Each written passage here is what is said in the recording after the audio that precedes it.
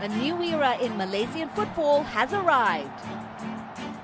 On March 25, 2017, the Crown Prince of Johor, Tunku Ismail Sultan Ibrahim, was officially appointed the 15th President of the Football Association of Malaysia.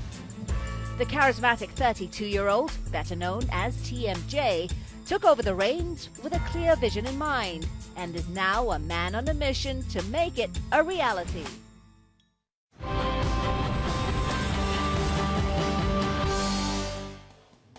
The Football Association of Malaysia recently installed a new president, and I'm delighted to be joined by the new man in charge.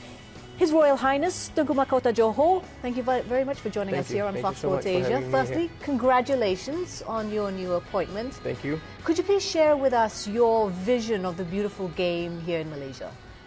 Well, I think the first thing we need to do is to educate the people who's involved in football in the country, whether it's all the other affiliates, the other teams participating, the sponsors, the fans, and the whole lot, is to give them the proper education to implement as much professionalism as we can. And then obviously it's finance, to educate all the other teams to spend within their means, because right now we have a lot of cases which teams don't pay the salaries of players, and that will open the doors to match fixing, which we want to avoid. So therefore, I think the money is the issue, and how the behavior of the team's spending every year. But at the same time, it's also the youth development is a concern, because everyone ignore the youth development and everyone just focus on participating in the Super League and the Premier League. Now, there's often a problem of facilities in countries where they cite youth development and not having enough pitches, a space to play. Is that the case in Malaysia? Yes, that is the case. I think it's also, like I said, at the end of the day, it goes back to education and the behavior of spending. Instead of having your own, working hard to get your own training facility or one pitch, let's say, they rather spend that money on buying foreign players to compete in the Super League and the Premier League. Very different behavior from what you see in Thailand, which they are doing superb and doing very, very well. And I told the rest of the participating teams, I said, look, you don't have to look too far ahead, just have a look at Thailand, because they're doing really, really well. And you should go there and learn and how they conduct things, because it's working. What we really need to do is to tackle the real problem. The real problem is grassroots and education. So if I can somehow start now to focus a lot on the grassroots and education, I know it will take a longer period to see the results and everything, but it is something that we are willing to do, and we will put a lot of energy and focus on that particular area. It is a fabulous atmosphere, a fabulous feeling, and a cup tie that will create a little bit of history. Both Johor Darul Taksim and FC Istiqlal in the AFC Cup final. By whatever means, by whatever methods, they're here, and these are the two teams contesting. Slujic does well, and Leandro at the edge of the box. Johor Darul Taksim, courtesy Leandro Velasquez, have upset the odds. They have created history. They have won the AFC Cup. Johor Darul Taksim have done the state of Johor proud. They've done Malaysia proud. They've done Southeast Asia proud. What a night. What a performance. Where were you when Johor won the AFC Cup?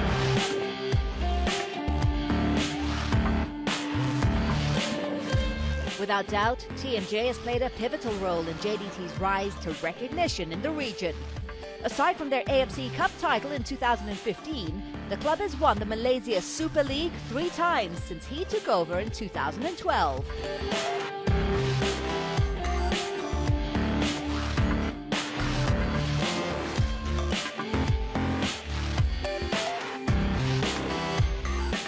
But TMJ knows it'll take longer and a lot more work and dedication from himself and his team to achieve any level of improvement with the Malaysian national team.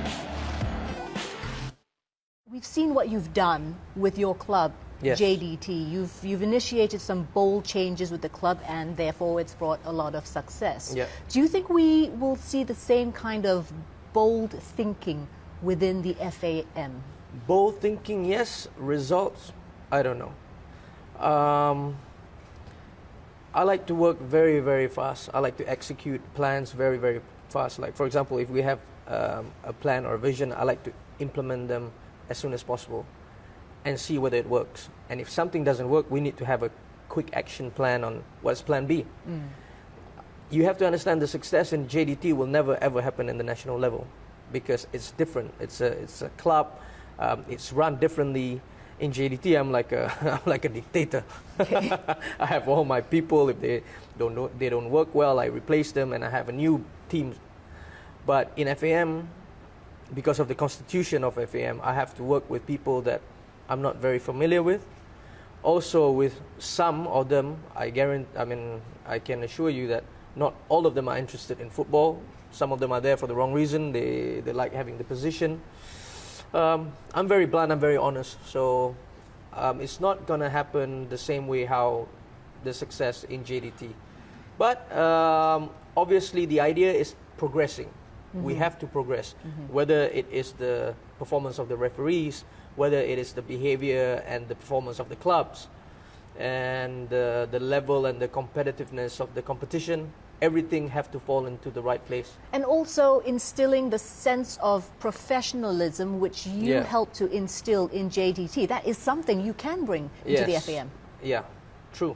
That is something that I am working hard with. And obviously having all the affiliates working closely with me and every day maybe give them some points or guide them that, you shouldn't do this, you should have done this. But like I said, at the end of the day, you can bring the horse to water, but the horse is up to the horse to drink it. Now this obviously will take a very big change in mindset. Yes. How long do you think it'll take before we actually see the changes? I don't know, because you must understand that I'm working with different individuals. Not everybody can cope with the working momentum that I demand. But I hope as soon as possible. But when we will see success doesn't matter. What's important is that we start implementing now and get the ball rolling. So if we get the result sooner than what we expected, thank God. But if it's later, it's something that we have to sacrifice and wait and keep on pushing it. Still to come, TMJ replaces Harimau Malaysia's head coach in his first act as FAM president. Find out why when we return.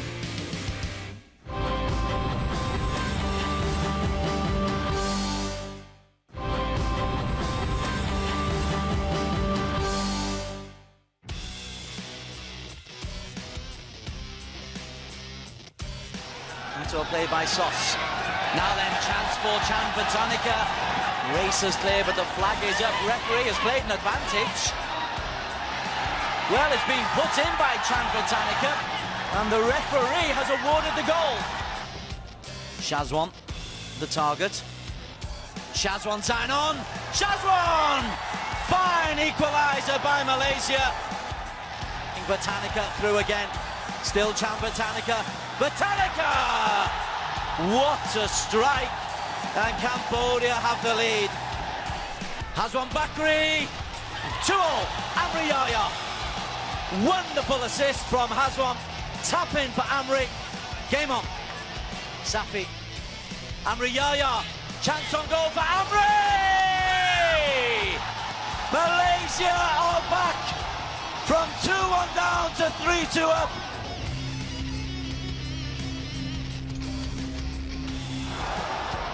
Fong Thuong.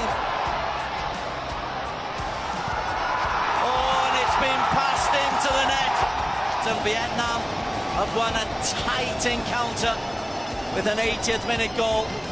And I would expect that on the final day when Malaysia play with Myanmar, it will be as good as a final. Whoever wins takes all.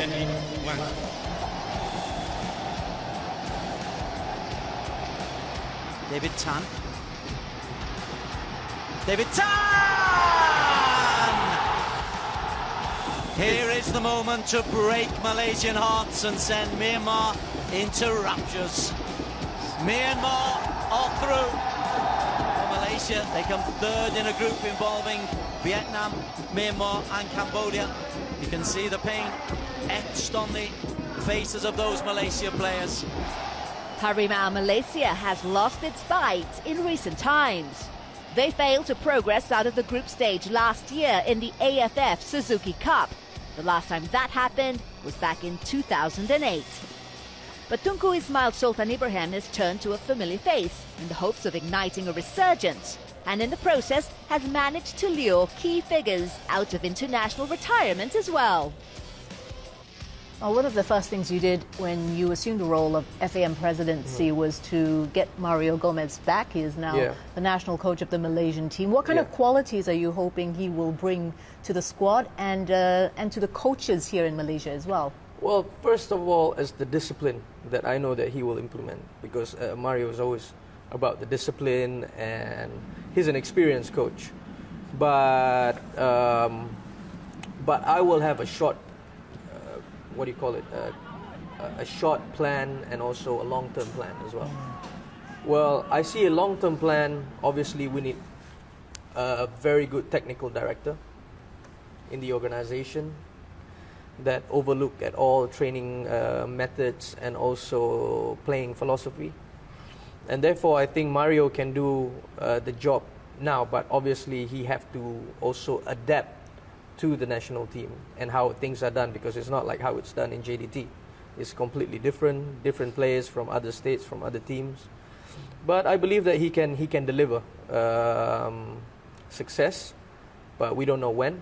But hopefully there will be improvement compared to what it was before. And do you also hope to see him share his ideology, his beliefs with local coaches here in Malaysia? Obviously, it's to learn. I mean, at least they can learn as much as they can. Whether it is Mario or whether it will be another foreign coach in the future, or a new technical director, or even head of the coaches organization in Malaysia, association. To have a foreigner really coming in here, sharing their ideas and their expertise with our local coaches, so we can really learn as much as we can.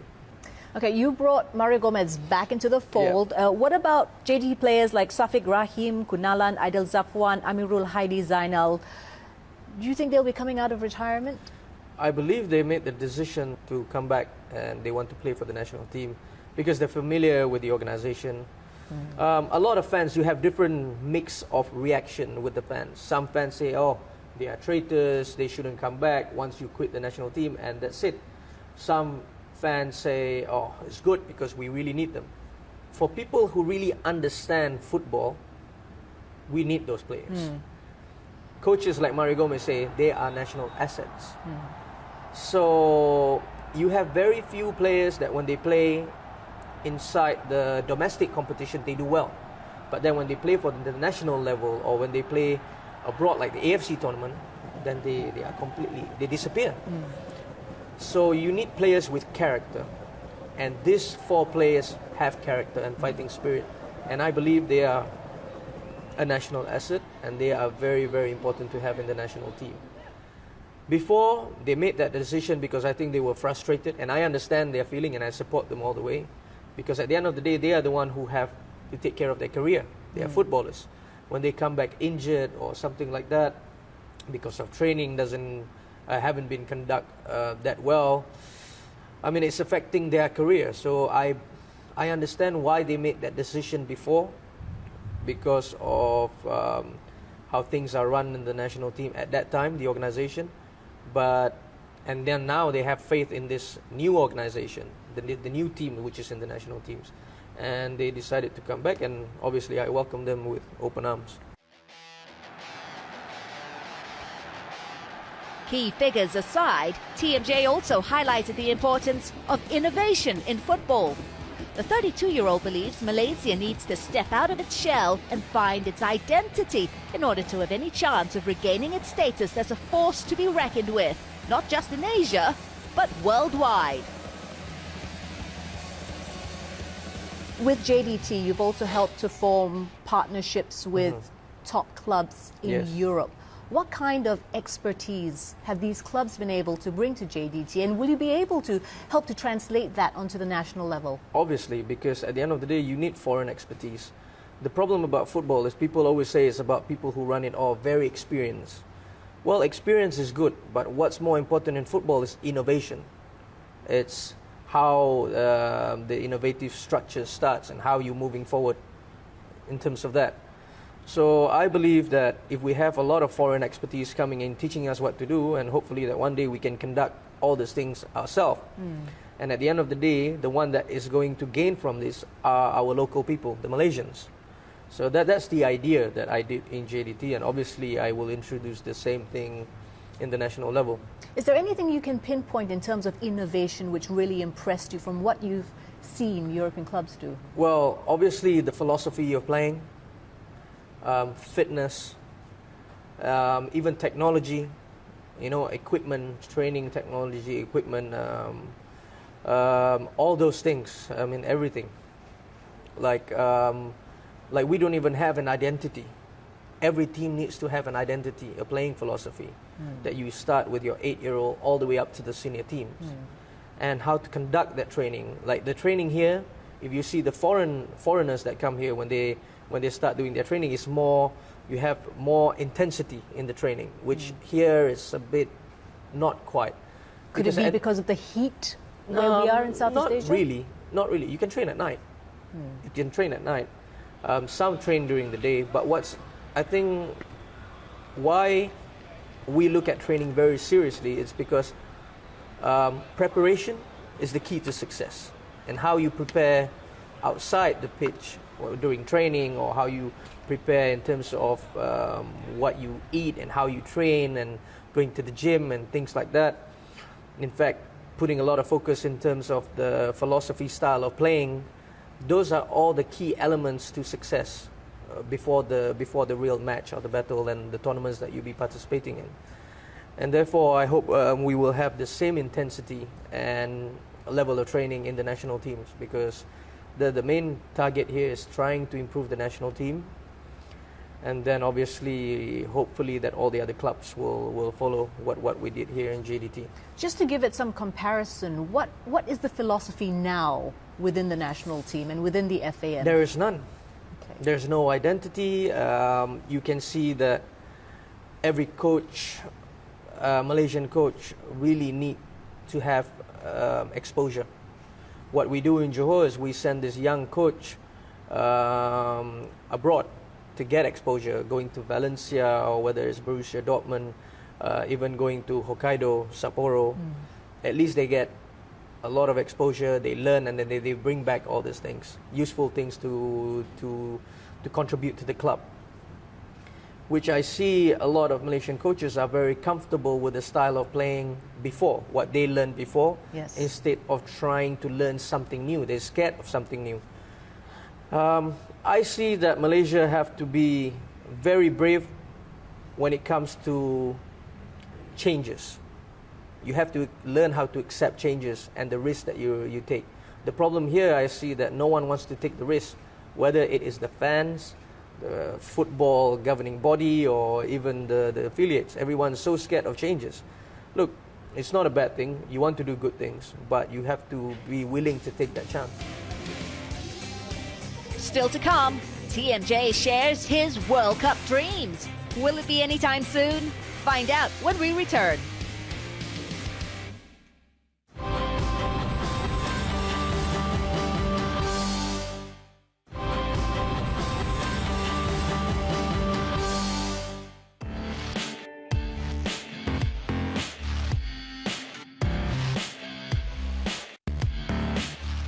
Sally gets it. Sally scores. The man has done it again. He scored 3 in the final in 2010 over 2 legs against Indonesia. Cometh the hour, cometh the man. Safi Saleh is Malaysia's hero. It is Safwan. Safwan in at the near post, and in front of him, Gabriel Amri has scored. You can hear what the fans think about that. It's a huge mistake from Khairul Fahmi in goal, and Gabriel Amri gets his 2nd goal of the tournament, and is that his most important goal ever? Zubir delivers into the box, and it's a decent ball as well. Azamuddin just couldn't get there. A penalty's been given. Well, you talk about drama. This could be brilliant for Malaysia. It's an opportunity, surely, that can see them go through. It is Safiq. And it's there, as comfortable as you like. 2 minutes into stoppage time. Safiq Rahim breaks Singaporean hearts. Or has he? There's still 2 minutes left officially on the clock. But is it too little too late for the Lions to come back? There's 4 or 5 Malaysian shirts there. It's going to be an open goal, and Indra Pucha surely is going to slot this home from there. He looks up, he takes his time. Game, set, and match Malaysia.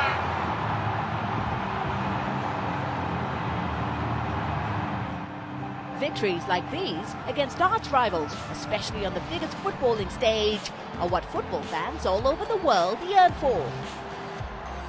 And the Crown Prince of Johor is no different. Even though he was just appointed president of the FAM, TMJ already has his eyes set on the 2026 World Cup. He reiterates that it's going to be a long and strenuous process, but demands Harimau Malaysia to begin working on it, starting with their AFC Asian Cup qualifier against North Korea in June. All right, let's talk about the AFC Asian Cup. Qualifications have already begun, but I think Malaysia plays the first match in June. Against North Korea. Against North Korea. I know you've just come into the FAM as president. Any targets or expectations that you've already set yourself and the team? The fans wants to see immediate success. This is the challenge. That's why I said, man, being in FAM as a president is not an achievement, it's a burden, it's a responsibility. I believe, to be honest with you, that I'm confident that we will give our best fight, that the team will give 100%. But I'm 50-50. I'm not confident that we can go and make it in the Asian Cup. We're not prepared yet. Where is our preparation? We only got a month. The national team have been sleeping for the last how many years? So obviously it takes time. But obviously we will give our best to achieve that target. The target is to fight all the way until we qualify. But it's not going to be easy. North Korea are a very, very disciplined team, a good team. Same goes with Lebanon, if I'm not mistaken, and also Hong Kong. So, but we will give it our best show and see what Mario can bring back, because Mario is involved with a lot of AFC competition as well. He's very familiar with the standard and the level in that particular area. Same goes with few of the JDT players that is coming back, who are used to play a lot of international competition. So we hope that we're going to get a good result from it. But to be honest with you, I'm 50-50 about the chances. But what the most important thing is, going in there, give your 100% and fight all the way. Okay, so the Asian Cup may be a bit too soon. What about the World Cup 2026? FIFA said that there'll be 48 teams by 2026. I already told them about it. I said, hey, we have to start working now, because I believe if we start doing all these positive changes now, we might have a chance. We might have a chance. It's not impossible. It is possible. I'm quite confident with that. So that is a target that you are setting yourself in the team? That is the target. That is the long-term target. That's why we have to start working hard now, changing the structure now, changing the mindset, the mentality, and everything now. Tunku, your passion is infectious. I wish you all the very best. Thank you very much. In your role as president in the FAM. Thank you very much for talking to us. Thank you. Thank you.